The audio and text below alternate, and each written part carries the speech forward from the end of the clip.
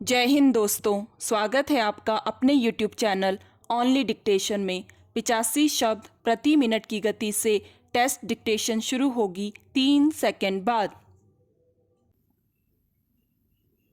रोकने के तमाम प्रयासों के बावजूद पॉलीथीन का इस्तेमाल धरती सहित पूरी मानवता के लिए नुकसानदेह साबित हो रहा है। कानूनी प्रतिबंध एवं दुष्प्रभाव से परिचित होने के बावजूद आम जनता इसका उपयोग छोड़ने के लिए तैयार नहीं है। सस्ती और सुविधाजनक होने की वजह से यह सबके लिए सुविधाजनक लगता है, मगर इसके खतरे जग जाहिर हैं। पॉलीथीन सैकड़ों वर्षों तक नष्ट नहीं होता है। यह धरती की उर्वरा शक्ति एवं जल संचय की क्षमता को कम कर रहा है। आज शहरों में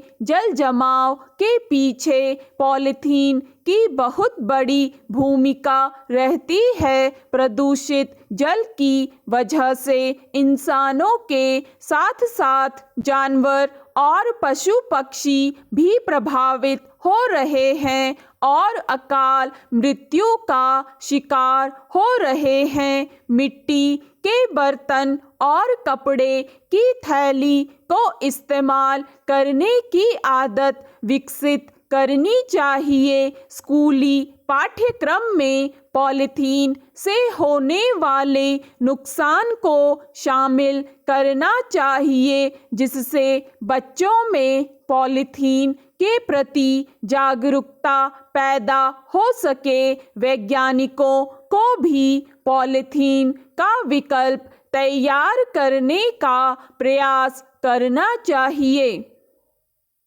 आमतौर पर सभी उपभोक्ता वस्तुओं और सेवाओं के दाम निर्धारित रहते हैं और वे विभिन्न माध्यमों से नागरिकों के संज्ञान में रहते हैं, पर एकमात्र चिकित्सा सेवा में ही ऐसी पारदर्शिता का अभाव है जिसका लाभ निजी चिकित्सालय मनमाने भाव वसूल करते हैं। सरकारी चिकित्सालय और निजी चिकित्सालय के चिकित्सा शुल्क में 10 से 15 गुना तक का अंतर देखा गया है। इसलिए सर्वोच्च न्यायालय द्वारा सरकार को 12 वर्ष पुराने क्लिनिकल एस्टेब्लिशमेंट नियम को लागू करने के निर्देश देना स्वागत योग्य है। इससे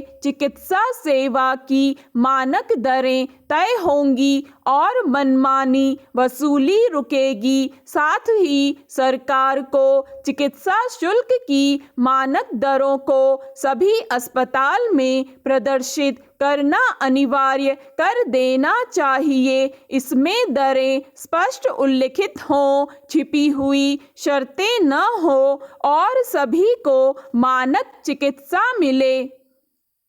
लोकतांत्रिक उत्सव राजनीतिक नेताओं और कार्यकर्ताओं के लिए एक अवसर बनकर आता है, जहां वे अपनी नीतियों को जनता की मांगों के अनुरूप मूर्त रूप में प्रस्तुत करने योग्य बनते हैं। वहीं चुनावी प्रक्रिया में जन सहयोग लोकतांत्रिक समृद्धि का परिचायक बनता है। विश्व के सबसे बड़े लोकतांत्रिक देश होने के नाते मतदान करने की व्यवस्था निर्वाचन आयोग के लिए सबसे बड़ी चुनौती होती है। वहीं आर्थिक दृष्टि से देखा जाए तो चुनाव प्रक्रिया में जहां बहुत खर्च आता है वहीं व्यावहारिक रूप से मतदान व्यवहार